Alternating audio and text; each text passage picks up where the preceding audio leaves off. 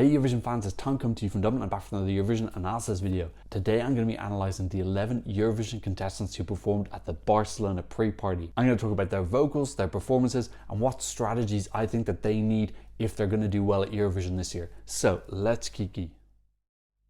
So there are 11 countries performing. I'll leave a timestamp in the progress bar for each one if you want to skip to that review. In case you don't know, there are these pre-parties around Europe as a warm-up to Eurovision. It's a chance for the entries to practice their performances, get a bit more confidence live. It's also a chance for the fans to see anyone who can't get tickets to the show, for them to see some of their favorite acts in person as well. Unfortunately, Austria was meant to perform, but because Selena was sick, they weren't able to go. So that was sad because a lot of us were anticipating what would their live performance look like, but we'll have to wait a little bit longer. So these pre-parties are really interesting for us because it gives us an insight into what entries are thinking in terms of staging, costumes. We get to see what their live vocals are like. We get to see their performance confidence and their quality as well. So it gives us a good idea about who can be successful and not. So let's go through the 11. First of all, we have Ukraine.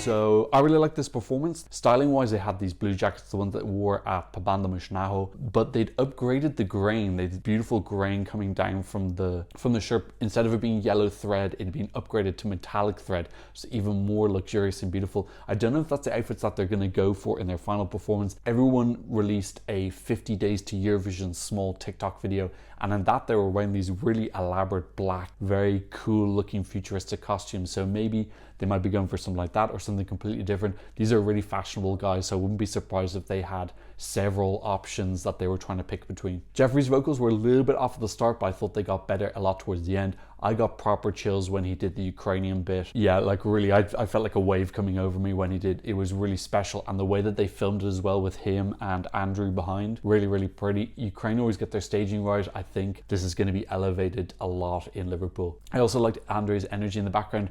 Generally, when we have these songs where someone's on a deck, it can look a little bit awkward, you know, like Gourmet from Poland and Darude from Finland. I thought Andre had really good energy. He was dancing around, some kind of movements. I thought that it kind of worked. So overall, I thought this was a great performance. I'm still expecting something special for them in Liverpool. Okay, next up, let's go to Slovenia.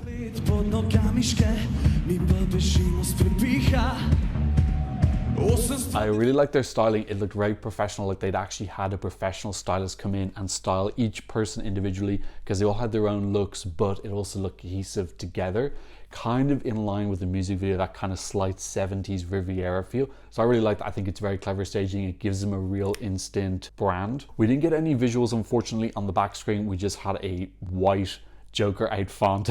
Literally probably took someone around 5 minutes. We didn't even get like a screensaver, unfortunately. So no real clues about what they're going for visually. I hope they are going for something visually. I hope they aren't going just pure band performing, because I think that would be a missed opportunity not to use the LEDs. Generally, their performance style, they went for just a little bit of chaos. The lead singer, I think his name is Bojan. Yeah, Bojan. So Bojan went down into the crowd a little bit the same youth as Ireland did later on. So kind of giving that like slight rock feel, rebel, breaking the rules. During the instrumental part, they all kind of went a little bit chaotic. It looked maybe a little bit too chaotic. They were kind of all moving around the stage. I think it should be more organized chaos. So still giving that like we're free, we're anarchists, but in a less busy way where your eye doesn't know where to go. Just direct our eye to what you want us to see a little bit more clearly, but still keep the chaos. I think that was fun. And I really like the ending where all 5 of them came together in the front and at the bow. That was really, really lovely. Really, really lovely. Definitely keep that for Liverpool. I thought that was a really nice moment. Okay, next up, let's talk about Georgia.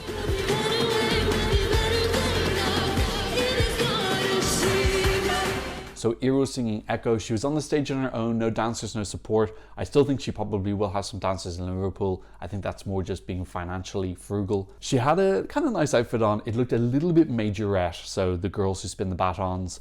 But I liked the crystals on it. They were quite pretty. I still think I preferred some of the outfits from the music video, but I think this was just an adapted outfit for the Barcelona party. I think she'll be wearing something a little bit more elegant, a little bit more mysterious for Liverpool. Her vocals sounded very good, a little bit shaky at the start, but the key part, that last 30 seconds, she absolutely nailed it. This was my other song that gave me chills during that 30-second vocal. Absolutely amazing. I think she'll qualify from that last 30 seconds alone. She was lacking a little bit of confidence. I'd say her confidence was maybe 80%. I wasn't getting that full, like when she was walking around, that she completely owned the stage yet. She's still a young performer and she's an excellent singer, but I just think that confidence will come with time, the more performances that she does. But I just want to see that kind of like owning the stage as she's transitioning from A to B a little bit more. I'm not sure if they've decided what she's going to do in the Liverpool, because in the music video she was very much in one spot for the whole thing and things happened around her. I would understand that they would adapt that for Barcelona because standing in one spot doesn't look good. So I think she was walking around in Barcelona, but in Liverpool I wouldn't be surprised if they just put her in one spot and had her sing the song with a couple of like dancing on that pedestal, and then have 4 or 5 ballerinas around her with the kind of blue mask people from the music video. Okay, next up was Latvia. Now this Latvia. Now this really grew on me.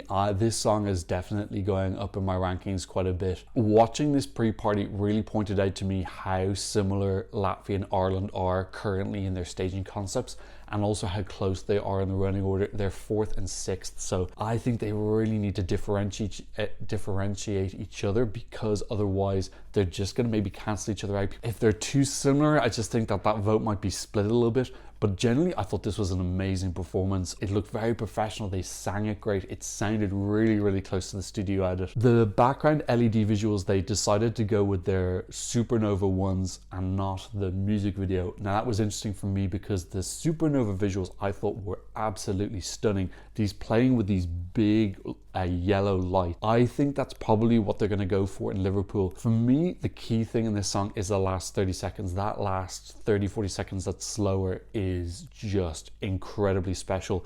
They literally need to spend 80-90% of their time deciding what is gonna happen visually in that moment. It needs to be, audience needs to be completely cut out. It needs to be a close crop of him and maybe the band behind him. And it literally needs to look like an editorial photo. If they can do that with a slow pan for 30 seconds, I think this is gonna go, I think this could qualify. I think that is the key moment that they need to focus on. Yeah, this has got something special in it. I definitely think it has the right ingredients that if their staging is exceptional, they can get through. My concern is Latvia never does exceptional staging. So this needs to be the first time. No better time to start than now when you're on a 5-9 qualification streak. In terms of the battle of the bands between Slovenia and Ireland and them, I always think that Latvia won. Okay, let's go to Moldova. So with Moldova, it was just Pasha and the flutist.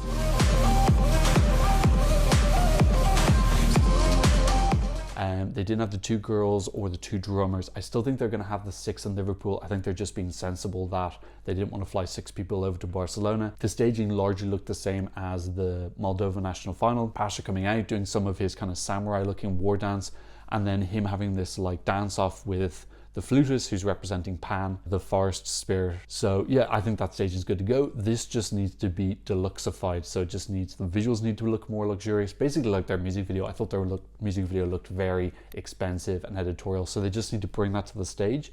And I think that they're going to give themselves the best shot possible. They've got a tough draw between Israel and Sweden, but I still think he can stand out. Pasha, I think, is a little bit crazy. I think that helps when you're performing. He's obviously performed before in 2012, so he's got that confidence. I think that came across. He looked very confident to me, no second guessing of himself. Okay, next up was Ireland. We might be different, but under the falling sun.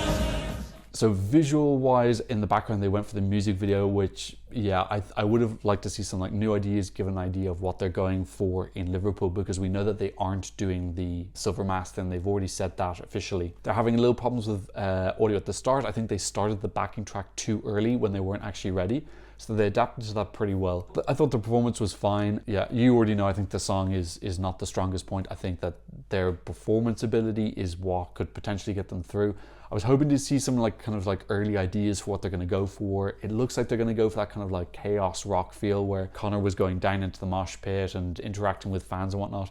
That is quite risky. It could work. I don't know if that's enough of an idea, but maybe that's just the starting point. I did notice with the clap part that they didn't really get the crowd involved with that, which I thought was a little bit unusual. I do think that if you're going to put that slow clap in towards the end, you may as well just go on with it. So I was expecting him to be on the stage getting the whole crowd to go along with him, and he wasn't. So I'm not sure if that's a decision that they've made or just that he missed the mark, but I think that that is a key point if they want to make it look like everyone's having an amazing time and get a real festival feel that can make it stand out a little bit, because Latvia's not going to do that. Slovenia doesn't have a clap part that really gets everyone involved either. So that could be a way to differentiate themselves from, well, particularly Latvia, because Latvia is in their semi-final, Slovenia isn't. Okay, next up was Belgium.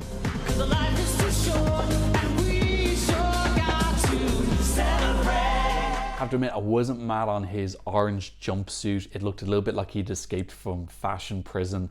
Yeah, I'm just not there with his fashion style yet. I like that they're kind of like eccentric and flamboyant, but yeah, he hasn't found that sweet spot for me personally yet. I thought his vocals sounded really, really good. Again, like everybody, a little bit off the start, I think just adapting to the sounding in the concert. It sounded great at the end. His big note was fantastic. They're using the visuals from the national final. I think most of those visuals are actually pretty okay. I would have liked if he'd interacted a little bit more with his two ladies. He's got these two lady backup singers, the same ladies that he had in Eurosong. I kind of wanted him at one point to go because of you and point at them, just build up a little bit of like kind of a sisterhood feeling. It was a little bit like he was performing to the audience the whole time and they were just kind of like there. Yeah, I wasn't getting like a teamwork feeling, so I kind of like that because the song is like coming together.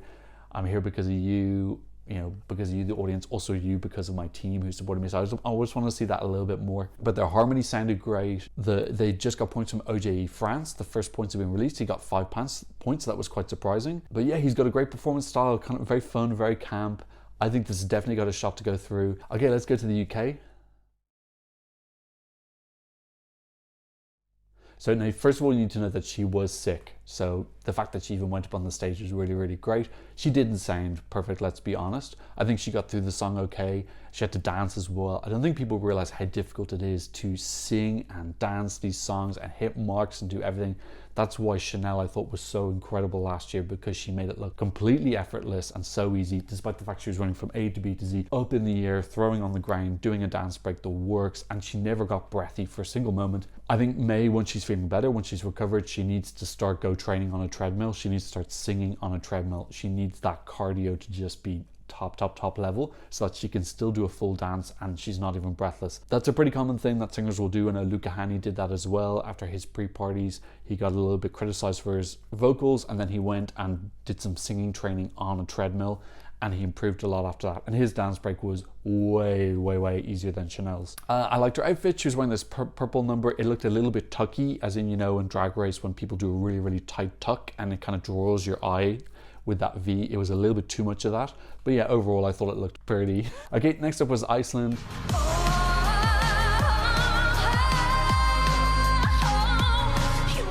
I'm a massive fan of Diljo. She pronounces her name Diljo. I thought it was Dilja, but apparently that A with a line is like O. So yeah, she's awesome. I didn't realize that she's kind of like this super buff chick who does pull-ups and everything. She's really like super fit. Her 50 days to Eurovision video, she did a pull-up. So yeah, I really like her. Her voice sounded great. She's got amazing breath control. She's a great performer. I'm still not there with the song, but I don't mind if this goes through. It wouldn't upset me because I think that she's great. But it would be really nice if Iceland brought such great staging that in my head it became a staging qualifier. So I wanted her to qualify from the staging and her. For example, Australia, Kate Miller-Heidke. I never liked that song really. I never downloaded it. It just wasn't for me. But that staging was so awesome. Wow, where she was swinging in the planets in space. That I was like, yeah, definitely want that to qualify. So I would love Iceland to that. I would just to win me over with how awesome and innovative their staging is, because the staging from Songva Keppning was just really not great. Okay, so my Portugal review got cut out, so I have to refilm it. So I've decided to refilm it somewhere pretty. This is Trinity College in Dublin.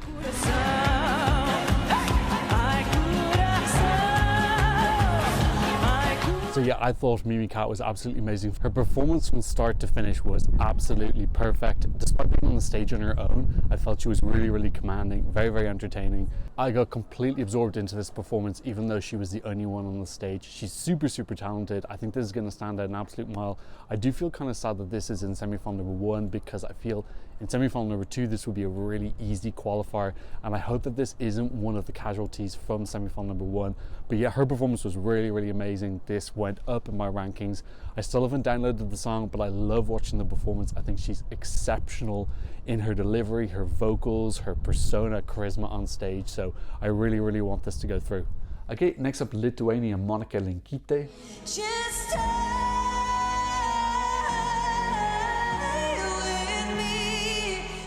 I thought she had great interaction with the audience. She came out, she got them riled up. I think the shutotuto thing is so clever because it gets the audience involved, and people were singing shutotuto and clapping. So they're going to be able to show some of the audience now singing that. It's going to be a real key moment. I think Lithuanian diaspora is really going to love that she's sharing Lithuanian culture, and successfully, because they're going to see close-ups of people singing Lithuanian. I think that's going to give them a real sense of pride. I think this revamp is just so freaking clever, taking out that repetitive English and swapping it with catchy Lithuanian like healing phrase. Just freaking so good. She sounded great. Her look was kind of like a black leather number. I wasn't mad on it, but I don't think that's what she's going to go for. I think she's going to go for a version of the gold dress that she wore at Pabanda Mishnaho. She had the professional confidence I was talking about earlier with Iru, where when she moved around the stage, I didn't feel any awkwardness. I felt like she was like proudly transitioning from A to B. Her ad-libs at the end sounded really, really good. So this is a more experienced performer. She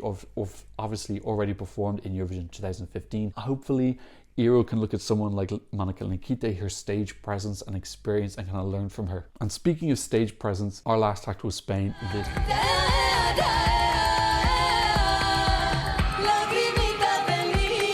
This was absolutely fantastic. Blanca is unable to not perform this song excellently. She's so passionate, total commitment to every performance. She's got so many beautiful movements in it. This performance on the Barcelona Pre-Party stage looked better than some of the other performances we're going to look at Eurovision.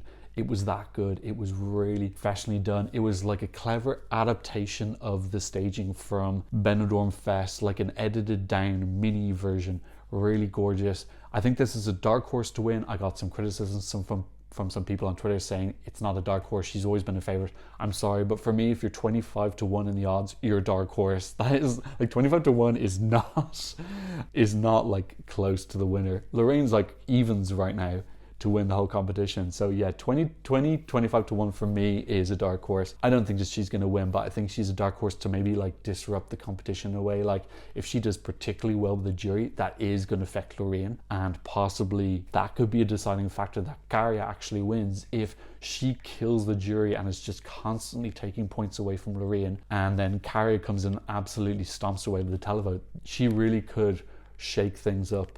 This is a really powerful performance, and I got chills with this as well. So I had chills with Ukraine, this, and Georgia. I don't get chills often, by the way. I'm not a chilly person, but yeah, these performances, some of them were really, really special. There were a couple of changes in the Eurovision scoreboard after this. I'm going to do that in a separate video because I want to go through the Eurovision scoreboard in general and give you guys an update. So keep an eye out for that video. I'll probably have that up in the next day or two. Let me know what you thought about the performances. Who did you think were the winners and the losers? Leave a comment in the comment section down below. And thanks so much for watching. See you in another Eurovision analysis video very soon. Goodbye. Blah, blah, blah, blah.